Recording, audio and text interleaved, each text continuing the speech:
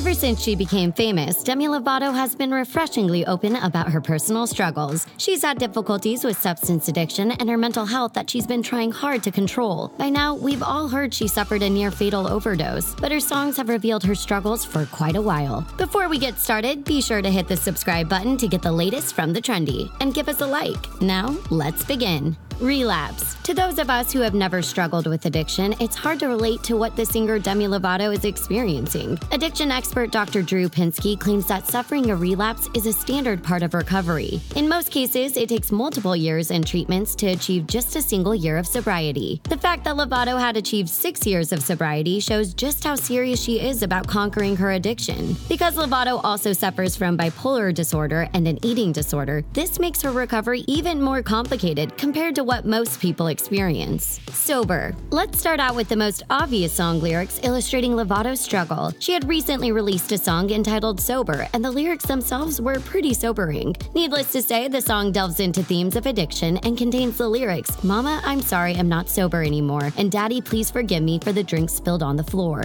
When Lovato shared the link with her fans on social media, she accompanied it with the caption, "My truth." Mere days before her health scare, Lovato performed the song Sober, and it appeared she was having serious difficulties. She was staggering and slurring her words, and the performance left fans worried about her health. Finally, Lovato admitted she couldn't remember the lyrics to her own song before exiting the stage. Sorry, not sorry. But there was a time when Demi Lovato seemed to have a greater handle on her issues. She admitted that the song Sorry, Not Sorry is about her moving forward with her life and feeling good about her health. Lovato calls the song liberating and says it reflects how well her life was going at the time. After spending so many years apologizing for her actions, it was a relief to finally have a handle on things. She sings, "Now I'm out here looking like revenge, feeling like a 10, the best I've ever been. And yeah, I know how bad it must hurt to see me like this." Skyscraper. Back in 2010, we learned that Lovato had entered a treatment facility for her various issues. It was this time when she came up with the song Skyscraper, and it symbolizes her resilience despite her issues. According to Lovato, the song is inspired by her issues and the things she was going through at this time. She hoped that the song would serve as an inspiration to others who were suffering, and it would show them that they can overcome and rise high like a skyscraper. Although she was improving, Lovato acknowledged she had a long way to go. To others in similar situations, she advised them to not be afraid to ask for help.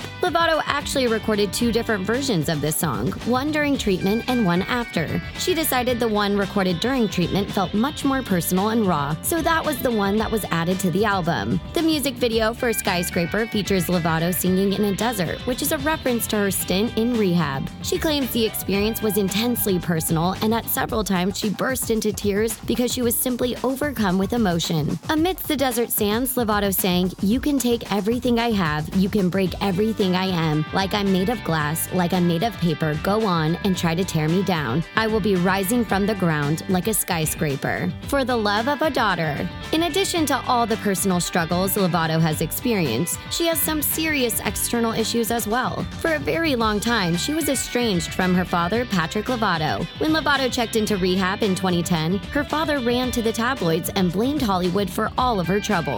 Understandably, Demi Lovato considered this a serious betrayal from her father, with whom she had an already strained relationship. This further widened the gap between them and added another serious issue for Lovato to deal with during this difficult time. Lovato clearly felt vulnerable and angry, and that absolutely came through in this song. For the love of a daughter. Lied to your flesh and blood. Put your hands on the ones you swore you loved. So young when the pain had begun, now forever afraid of being in love. For the love of a daughter isn't the only song she's written about the difficulties she's had with her biological father. There's also Daddy Issues, which has a surprisingly somber message despite its upbeat tempo. Lovato sings about how her tumultuous relationship with her father has spilled over into her romantic relationships. One line in particular, "You're the man of my dreams because you know how to leave," has special meaning to Lovato. She claims that her father being absent for so long became normal to her, and when she enters a romantic relationship, sometimes she looks for that same dynamic which feels familiar to her. Father.